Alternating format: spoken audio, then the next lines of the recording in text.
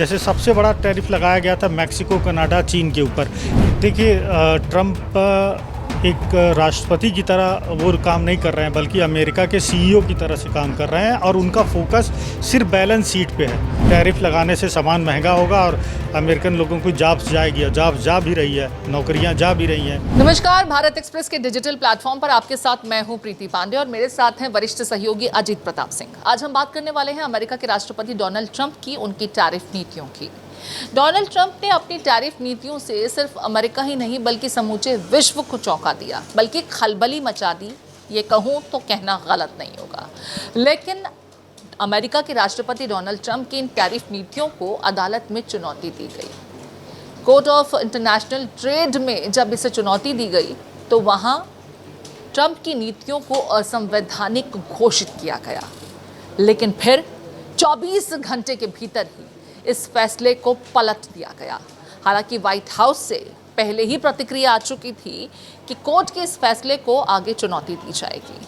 अब फिलहाल 24 घंटे के भीतर ही, क्योंकि सीआईटी के फैसले को पलट दिया गया है, यानी जो ट्रंप की टैरिफ रिलेटेड पॉलिसीज़ हैं वो इम्प्लीमेंटेड रहेंगी, जारी रहेंगी। अजीत जी, ये समझना चाहती हूँ कि खलबली तो मची हुई है ट्रंप की टैरिफ नीतियों को लेकर के और अमेरिका में भी उसका विरोध हो रहा है। कोर्ट ऑफ इंटरनेशनल ट्रेड में इस मामले का पहुँचना और वहाँ इसे असंवैधानिक करार देना, ये कहना कि टैरिफ नीतियों को ट्रेड के लिहाज से ट्रंप का दखलंदाजी वो जायज़ नज़र नहीं आता। इस तरह की नीतियों को इम्प्लीमेंट करने की छूट मिल सकती है, लेकिन पूरी तरीके से उनको एक राइट मिल जाना, अधिकार मिल जाना कि वो जो चाहें, जैसा चाहें वैसा करें, ये असंवैधानिक है। लेकिन फिर 24 घंटे के भीतर ही ये फैसला पलट जाना, आप इसे किस तरीके से देखते हैं? देखिए, एक कानून है अमेरिका में, international emergency economic powers act. इसके तहत वहाँ के एडमिनिस्ट्रेशन ने, मतलब सरकार को ये अधिकार है कि वो किसी भी देश के ऊपर टैरिफ लगा सकती है।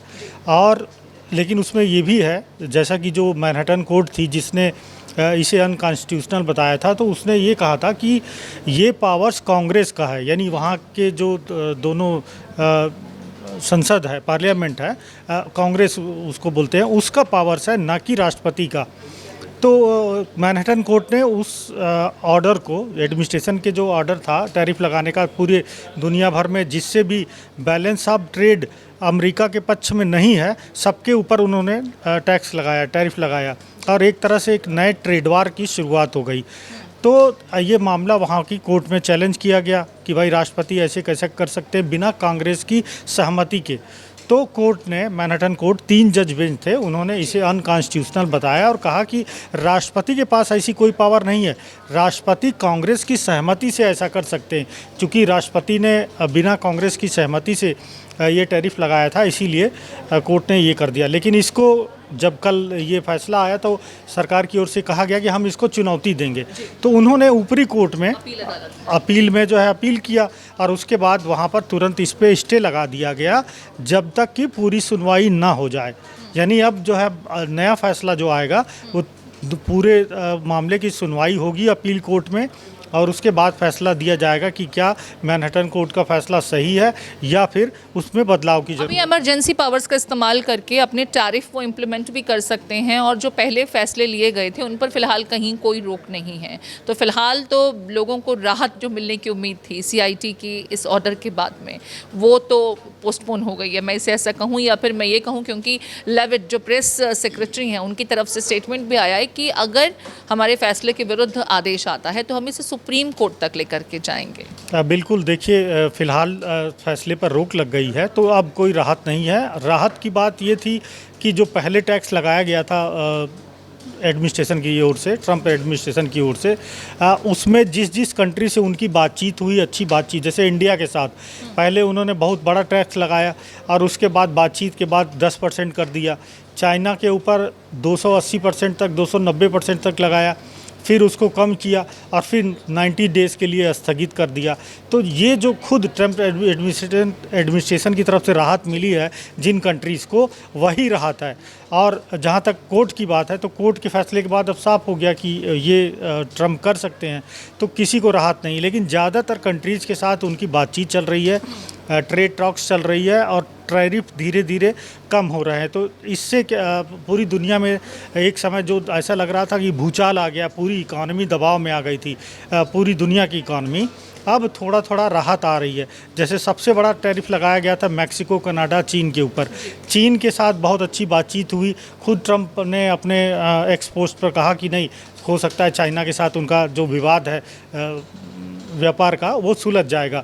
भारत के साथ बहुत अच्छी स्थिति है, भारत के साथ संबंध भी अच्छे हैं, स्ट्रेटजिक पार्टनर है, तो 10% कर दिया और उसको भी 90 दिन के लिए रोक। विक्रम मिस्री गए भी हुए हैं यूएस में और वहाँ पर भी ट्रेड को लेकर के उनकी बातचीत हुई, तो सकारात्मक हालांकि बातचीत हो रही है।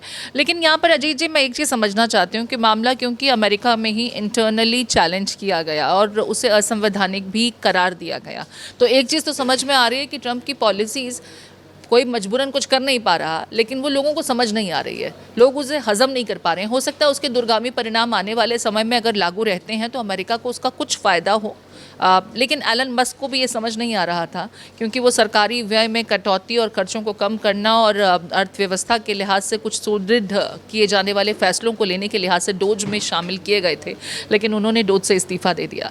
तो उनके जो सबसे निकटतम, खास करके फाइनेंशियल सलाहकार के रूप में मस्क को देखा जाता था, वो भी उनकी पॉलिसी से इत्तेफाक नहीं रख रहे, और फिर इस तरीके से चुनौती दिया जाना, हालांकि फ़िलहाल उन्हें स्टे तो मिल गया है और वो अपनी इमरजेंसी पावर्स का एक्सरसाइज करते हुए इस ट्रम्प को इम्प्लीमेंट रखेंगे भी और कुछ नए फैसले और इंट्रोड्यूस भी कर सकते हैं।